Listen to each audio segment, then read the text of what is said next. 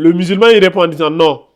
Lorsque vous dites que trois personnes sont assises ensemble en train de manger, cela veut-il dire qu'ils forment une seule personne? Non.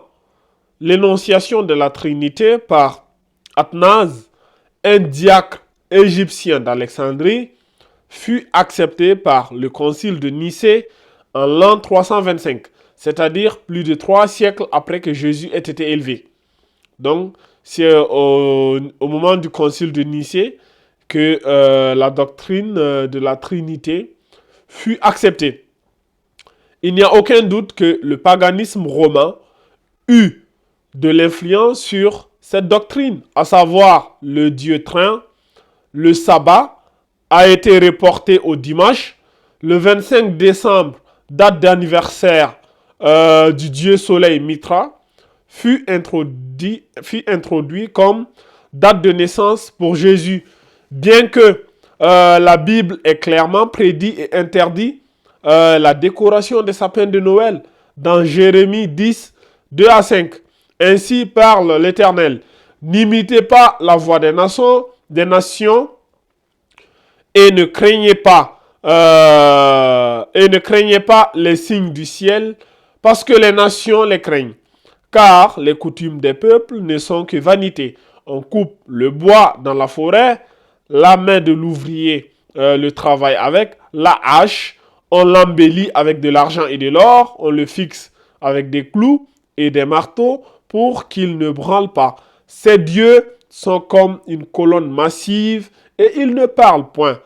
On les porte parce qu'ils ne peuvent marcher. Ne les craignez pas, car ils ne sauraient faire aucun mal et ils sont incapables de faire du bien. Donc ici, on voit clairement que dans la Bible a clairement interdit les sapins de Noël. Voyez-vous, c'est assez évident. La Bible est assez claire. Elle parle de ces sapins de Noël-là comme étant des dieux. N'imitez pas la voix des nations et ne craignez pas les signes du ciel, parce que les nations les craignent. Car les coutumes des peuples ne sont que vanité. On coupe le bois dans la forêt, la main de l'ouvrier le travaille avec la hache, on l'embellit avec de l'argent et de l'or, on le fixe avec des clous et des marteaux pour qu'il ne branle pas. Ces dieux sont comme une colonne massive et ils ne parlent point. On les porte parce qu'ils ne peuvent marcher. Ne les craignez pas, car ils ne sauraient faire aucun mal et ils sont incapables de faire du bien.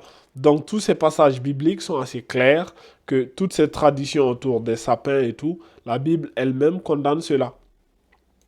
Donc continuons.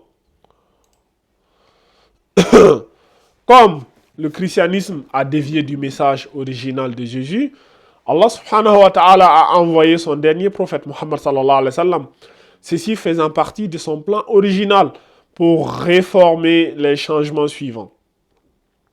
Le calendrier julien des Romains introduisant l'ère chrétien, la non-prohibition du porc, la circoncision abolie par Paul, Galates 5.2.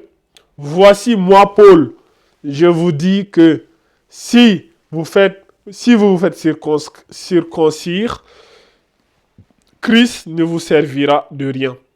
Donc c'est Paul lui-même qui a interdit la circoncision. Dans Galates 5.2, c'est pas Jésus-Christ lui-même qui a interdit la circoncision. Le Saint-Coran nous a avertis dans la sourate La table servie, verset 73. Ce sont certes des mécréants ceux qui disent en vérité Allah est le troisième des trois. Alors qu'il n'y a de divinité, alors qu'il n'y a qu'une seule divinité unique. Et ils ne cessent de le dire, certes. Un châtiment douloureux touchera les mécréants d'entre eux.